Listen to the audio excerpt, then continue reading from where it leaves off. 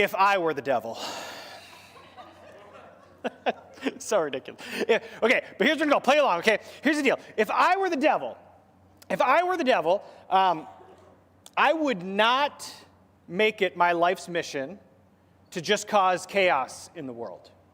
See, instead, if I were the devil, I would make it my life's mission to get every person that I could to spend their life playing pretend. I mean, how maniacal would that be? I mean, like, think about that. If I could get a person to spend 60, 70, 80 years of their life pretending to be somebody that they were never meant to be, what a great way to ruin a person's life. Right? I mean, that's what I would try to do. I mean, so here's the deal. As followers of Jesus, if you're a follower of Jesus here, and if you're not a follower of Jesus, man, thank you for being here. Thank you for watching. It is so great to be here. A little insight into, as followers of Jesus, what we believe is that every human being, every person is loved by God. That every person on this planet has unsurpassable worth and value. Every person on this planet was worth Jesus dying for. That's when God sees you, when God sees any given person, that's what he sees. So if I were the devil, and it were my job to get you to not believe that was true about you, here's how I would do it. First, what I would do is I would slowly and subtly draw your attention to all the evil, all the hurt, all the hate that's going on in the world. Just every time you flip on the news, every time you scroll through your social media, I would make sure that your attention gets drawn to just all the ick in the world, all the stuff that kind of turns your stomach sour. And I would just do that over and over and over, day after day. And I would do this until eventually you just kind of grew callous towards it. Until now, whenever you see just another one of those awful stories, you just kind of go, oh, okay, and you just move on. Just another school shooting. Just another riot. Just another act of violence. And eventually, what I would do then is once you've grown just a bit callous towards the evil in the world, then what I would do is I would shift just a little bit, and I would try to get you to now have to pick a side with any and every issue that you now see in the world. Anytime there's an issue that's brought up, I would want to make sure that you now pick a side, right? Because we know that there's a right side and a wrong side to everything, don't we? And I would make sure that you picked a side to every issue that you saw. And quite frankly, I don't care what side you pick. I just want to make sure that you have a long list of reasons why you're on the right side. Why you're on the righteous side, so that anyone who disagrees with you, well, they're the enemy. They're what's wrong with this world, aren't they? And eventually, I'd want you to do this long enough to where you're so bent on picking sides, you're so bent on saying, I'm right and they're wrong, that eventually that same like hate and hurt that you felt with all those stories from the past, all that anger that you grew just so callous towards, that eventually what I want is all those feelings to now stir up every time you think about those people, right? Because they're the problem. They're what's evil in this world, right? They're the reason why there's so much bad in the world. Those people are the problem. They're the enemy. And eventually, perhaps in just a few short years, I could get you to not just believe, but justify why your hatred towards those people isn't just good, it's godly. Right? They deserve it because they're the problem. They're the enemy. And you would have traded your God-given identity as someone who is loved by Jesus, who has unsurpassable worth and value. You would have traded that identity for a pretty hate-filled, toxic identity instead. And now you start seeing people loved by God as your enemy. Pretty maniacal, isn't it? We're in this conversation called If God Asked. We've been spending the last couple weeks posing these questions, that if God asks you these questions, how would you answer them? And we've been asking these, and as we think about our answers, there's kind of this gap, right? There's our real answer to these questions and how we wish we could have answered this question. And our hope in this series, these 3 weeks, is that you could start to bridge that gap in how you're answering these questions, if God were to ask. Week 1, Mark came in, and he asked the question, he said, if God asked, will you let me love you? How would you answer that? Will you let me love you? And you see, one of the things Mark brought up is that so often we play pretend. We try to put on a face, a mask, right? We try to put on this pretend version of ourselves. And God doesn't love the pretend version of you. He loves the real you. So as long as we're playing pretend, it's going to be hard to identify God's love for us because he loves the real me. Last week, Sharon asked that second question. She said, if God asked, what will you do with your story? Right? Because every one of us, we live our lives, we have our stories to tell. What will you do with your story? But when we live that kind of pretend facade, right, we just put on the smiley face, we try to act a certain way or be a certain way. We look back and it's hard to find those moments that God was in our life because we're just playing pretend all along. And you see, the same thing can happen with the question that we're going to ask today. I'm going to ask the long version of this question, and then I'm going to shorten it so it's a little bit more memorable so we can remember what we're talking about here. But how would you answer this question? That if God asked, the question that we're going to ask today, if God asked you, do you see me in the people I've brought into your life? How would you answer that? Do you see me in the people I've brought into your life? I'll make it really simple for us. This is the question I'll have us ask. How would you answer the question, do you see me in others? If God were to ask you, do you see me in others? How would you answer that question? You see, like I said, as followers of Jesus, right, we believe that every person on the planet is loved by God. Every person on the planet has unsurpassable worth and value, that every person is someone who is worth Jesus dying for. That that's what we believe about humanity, about people. And if we're honest, that's not always how we see certain people, is it? Right? We kind of see different people differently. And as I was pondering this question, do you see me in other people? I kind of had a couple thoughts. So the first was that it's not terribly hard for me to see Jesus in people who I really like, right? Like that's not hard. It's not hard to see Jesus in people who like me and people who are like me. Like that's not super hard. So I didn't want to focus our day on that. And then I kind of took it a next layer out, and I was like, well, is it hard to see Jesus in just total strangers, people that I don't really know at all? And it's more hard for sure. It's more difficult to see Jesus in people you really don't know, but it's still not the hardest, right? We put a little bit of effort. That's not terribly hard. But then I got to thinking, who do I have the most trouble seeing Jesus in? And the answer was simple, right? Those people.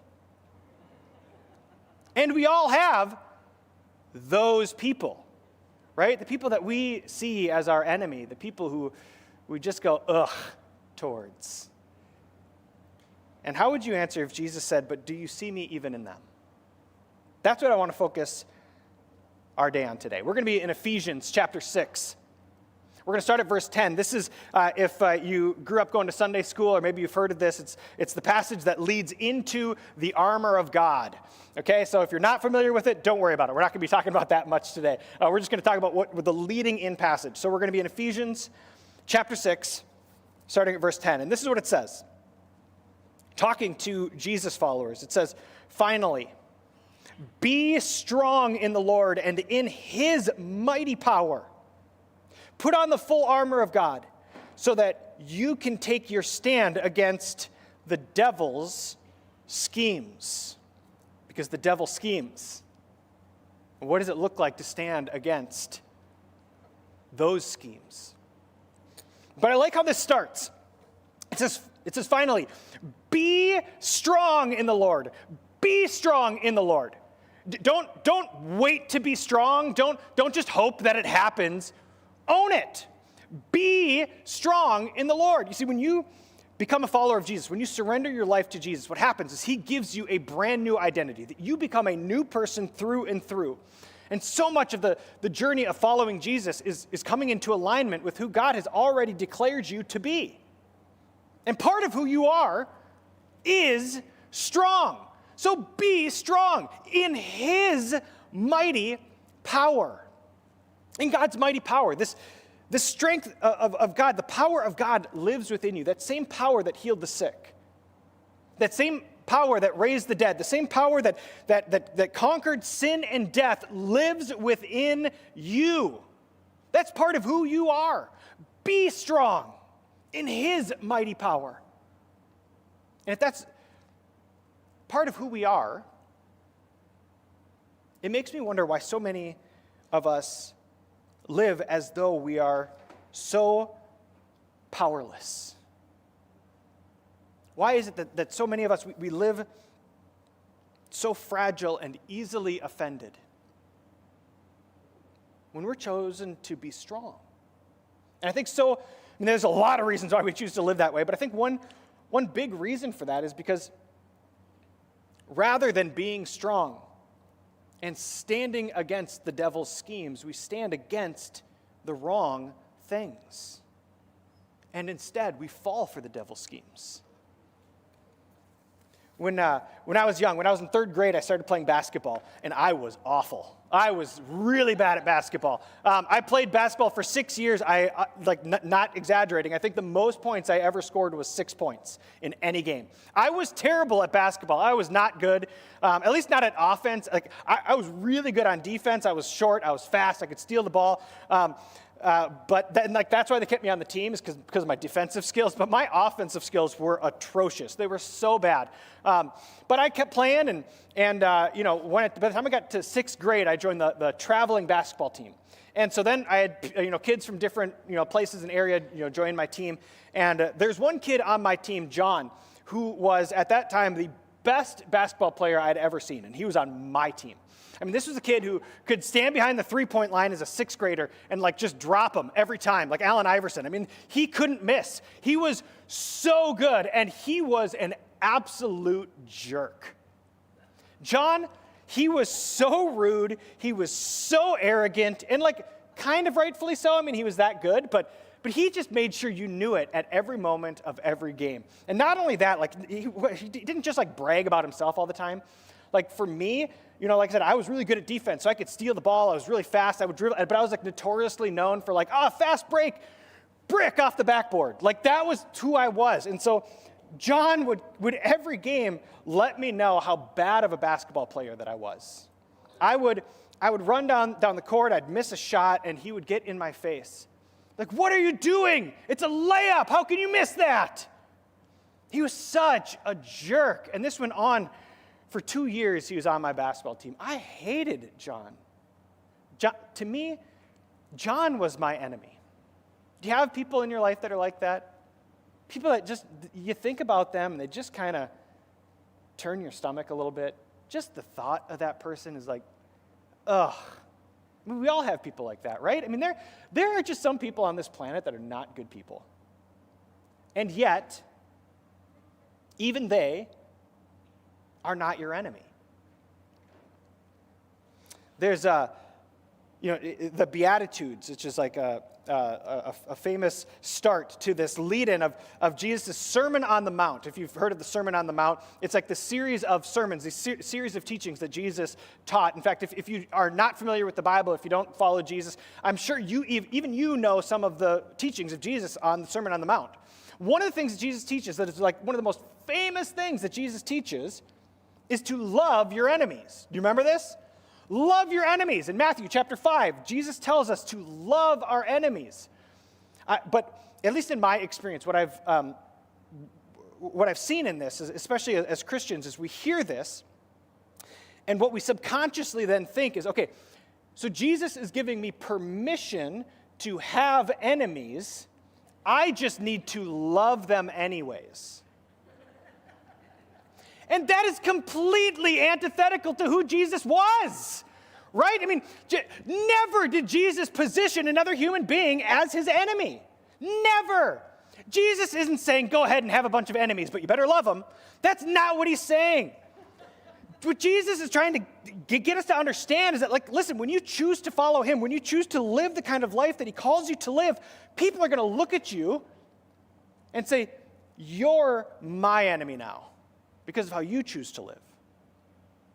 That you're going to have people that when they see you, they're going to see their enemy. And Jesus says, love them anyways. Love your enemy. You see, you and I, we were called to be in community. Like, we're created, we're designed to need one another, to encourage each other. We are designed to work together to bring about good in the world. Like, we need each other. But as long as we find reasons to justify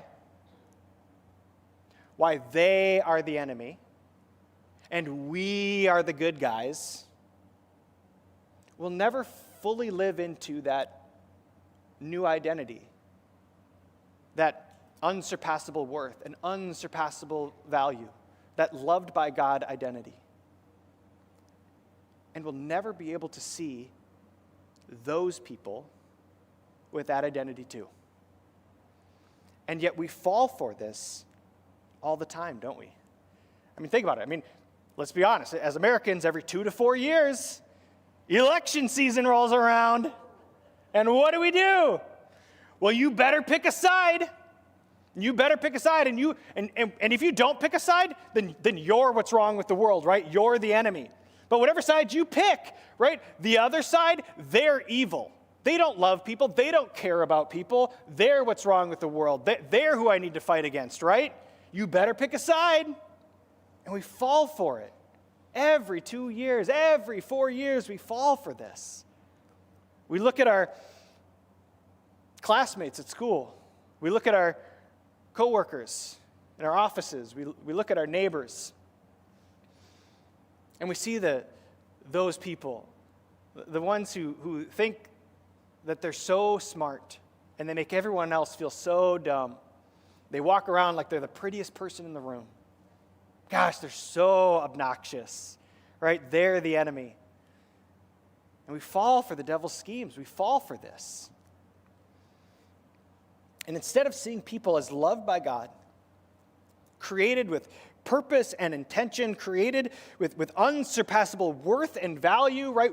Instead of seeing people as someone worth Jesus dying for, we look at them and say, that's my enemy. You see, instead of seeing people as our enemy, we need to start seeing people as simply in process, just like you and me. John on my basketball team, he was the worst. I hated John. I mean, it was 2 years of just being miserable with him on my team. I mean, he always just pointed out all of my flaws, and he didn't just do it to me, he did it to my whole team.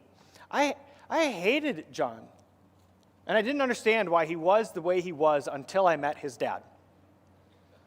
Because his dad would come to these games, and he'd sit in the bleachers, and he was just like John, but just on a whole nother level. I mean, he would sit in the bleachers and just scream at his son. If he stepped with the wrong foot, you'd hear him yell about it from the bleachers. That the coach would call a timeout, and the team would huddle up, and his dad would come and pull his kid out of the huddle and just scream at him. They're in the middle of a game. After every game, he'd pull his kid aside, get right in his face, and point out every mistake that he made in front of all the parents. And then he didn't care who heard it. You see, John wasn't my enemy. He was just a kid doing what he saw his dad doing. He was in process. In high school, I knew of a kid, Carl, who was like the classic, like, party on the weekends, do drugs, get drunk as often as you can, sleep around with as many people. Eventually, like, he was the kind of kid that, he would break into cars, break into homes, and steal things. He was in and out of juvie at the time, and I never understood why somebody would choose to live that way. I knew Carl, but not terribly well until a few years after high school. I got to connect with him a little bit. We became, friends of sorts, and And I was sitting around Carl one evening. It was just he and I and a couple buddies, and they'd been drinking more than they should have been, and it was just me and him. And he starts just opening up and sharing with me about how in 7th grade he was at a playground and was molested. And he shared that with his friends at the time. And instead of being there for him, his friends went and told the rest of the school. And then the school used that experience to weaponize against Carl and make sure he knew that that was laughable, that he was a joke now. And his friends left him. See, I never understood why he would choose to live that way until I understood that he was just trying to numb this pain that he was carrying around with him. He was in process. He wasn't anyone's enemy. You see, every time I've seen someone as my enemy, for every person I've seen like that, there's a story to explain why they are the way that they are. I mean, nobody just wakes up one morning and decides to be a crappy person, right? That's not how it is. Like they were taught something that wasn't true, and now they're just acting out. They're in process. See, I believe so much that this is why Jesus was the way that he was. I mean, Jesus, no matter how bad or evil or messed up a person was, he never positioned them as his enemy. He positioned them as someone that he loved, as someone worth dying for. And that's how you and I are called to live as well. You see, when you choose to follow Jesus, you let go of your right to make enemies out of people. Do you see me in others? Do you see me in those people? You see, when we can start to see even our enemies as people who are loved by God, as people who have unsurpassable worth and value, when we can see even them the way that Jesus sees them. Now what happens is that when people say or do just really awful things, you stop feeling rage and hatred, and you start feeling compassion and understanding that they're just in process. They aren't your enemy. You see, when we stop seeing people as our enemies, we stop belittling people and being rageful at other people, and we start to actually care about them the way that Jesus cares about them. That's what we're called to do. That's how we're called to live. Do you see me in others? As we close, what I want to do is, I understand that what we're talking about today is one of those things that I know for me is man, this is one of those daily reminder things. It's not like hey, I learned this one day and now everything changed. This is like a process, right? Because we're in process, every one of us. And so what I want to do is just an exercise is to just invite you into something that has been really helpful to me. Is I want to lead us in a kind of prayer that I simply call imaginative prayer. It's just using your imagination as you pray. It's very simple. You can call it a number of other things, but to me, I like that. We're going to use our imaginations, and I want to lead us in a prayer that I hope is helpful to you in starting this process of seeing even those people as someone loved by God. So if you would, whatever makes you comfortable, whatever kind of helps you to use your imagination, I want you to just get into that space. If it's helpful to close your eyes, you can do that. And I just simply want to lead us in an imaginative prayer. Before we do, let me just pray and ask Jesus to be with us as we do this. Jesus, thank you for the imaginations that you give us. We want our hearts to be like yours. So would you meet us in this moment and help us to imagine and see and hear what you need us to imagine and see and hear. With your eyes closed, I want you to, just as best you can in your imagination, I want you to picture Jesus about 15 feet in front of you. And don't get all caught up in the theologically, what does Jesus look like? Ignore that, okay? Just whatever Jesus needs to look like for you, that's what he's going to look like. Imagine Jesus about 15 feet in front of you. And he's standing there, and next to him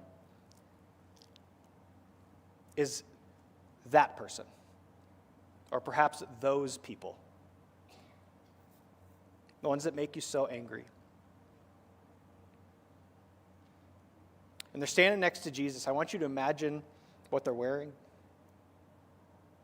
I want you to imagine their face. I want you to imagine the color of their hair. And I'm going to ask you to do something bold. I want you to imagine yourself walking up to that person. And remember, Jesus is standing right there. You're not doing this alone. He's right there with you. I want you to walk up to that person. I want you to look them in the eye. And just in your imagination, I want you to picture yourself telling them, "You are not my enemy. You have unsurpassable worth and value.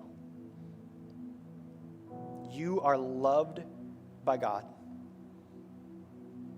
And I'm going to start loving you like that too." You can open your eyes. It's simple. But man, is it powerful.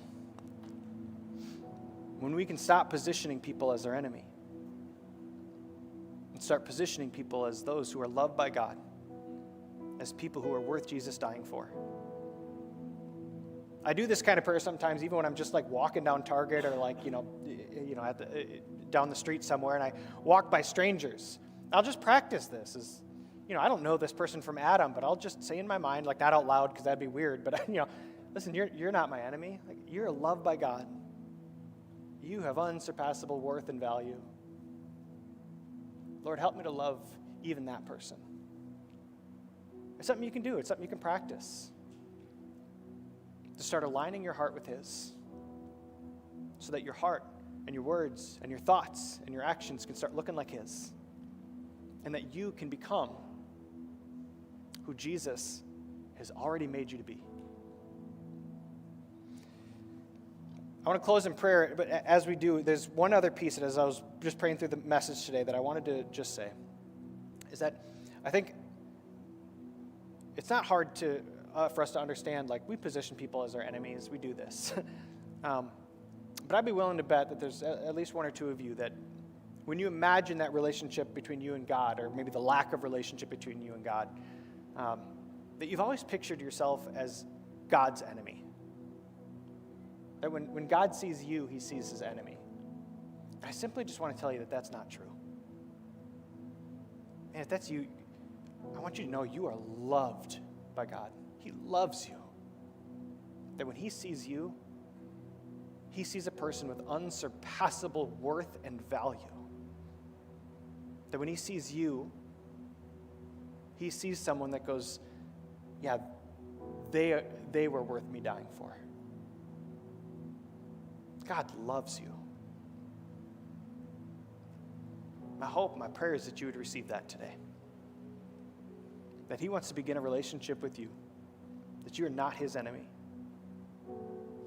He wants to encourage you. He wants to love on you. He wants you to know that He created you to be someone beautiful, because you are. That you are strong in His mighty power. This is who you are. And it's who He invites you to be. So would you pray with me? Jesus, would you continue to do a work in my heart for the people who make me angry, the people who turn my heart sour, the people who just bring up those feelings of hatred that I don't like, but they're there.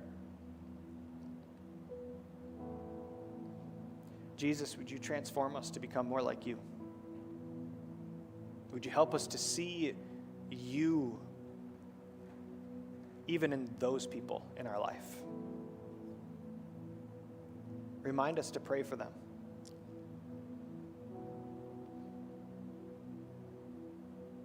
Lord, today would you do a work in our hearts? And Lord, thank you that we are not your enemy, that you love us deeply. Lord, all of who we are is only because of who you are. Help us to walk as people made in your image. Jesus, in your name. Amen.